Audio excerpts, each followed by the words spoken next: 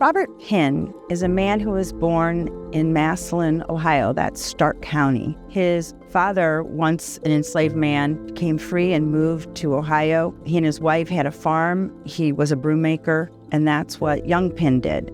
He learned to make brooms to help support the family. When the war broke out in 1861, he wants to enlist. And this is very similar to Black men who fought in the Civil War. And they are told by the state government as well as white citizens they're not welcome. And in this case, Pinn took the initiative. And so he would serve as a private servant to a physician in the 19th Ohio Volunteer Infantry. He is serving in a non-military capacity, and once he learns that Ohio is finally going to enlist Black men in June of '63, that is exactly what he does.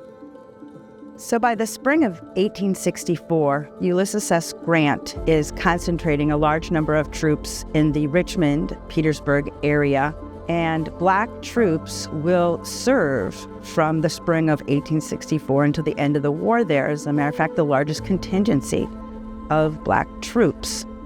One of Grant's goals is first to make sure that they can protect their supply lines, the railroads coming into the Petersburg-Richmond area. The other goal is to keep Lee from sending Confederate troops to the Shenandoah Valley to back up to help them. And this is what is happening when the 5th finds itself preparing to battle in what we call New Market Heights. And they are going to be in an area on Chaffin's Farm.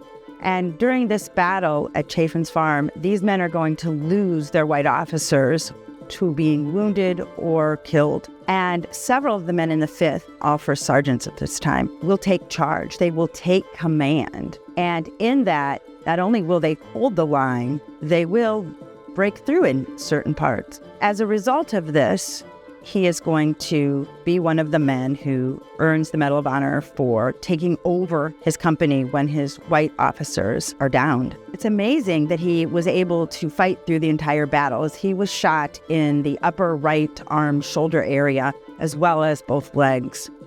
When the war ends, initially, Pinn goes back to Massillon. He attends Oberlin College for a time, and he will explore the life as an educator and administrator in education outside of Ohio.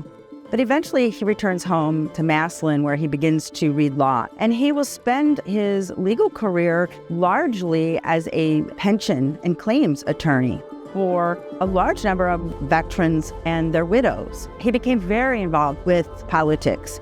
He would be chosen to be one of the candidates that went to Columbus when the Republican Party nominated William McKinley. Also, something else that we want to recognize Robert Pinn for is that he was the attorney who completed the corporation papers for 4 young women in Massillon, Ohio, who founded the Daughters of Union Veterans of the Civil War. He is somebody that made significant contributions in his life as a veteran of the United States Colored Troops, and that's recognized today. There is an Ohio historical marker near his grave in Massillon, Ohio. The shooting range at Akron University bears his name, as well as the Stowe Armory.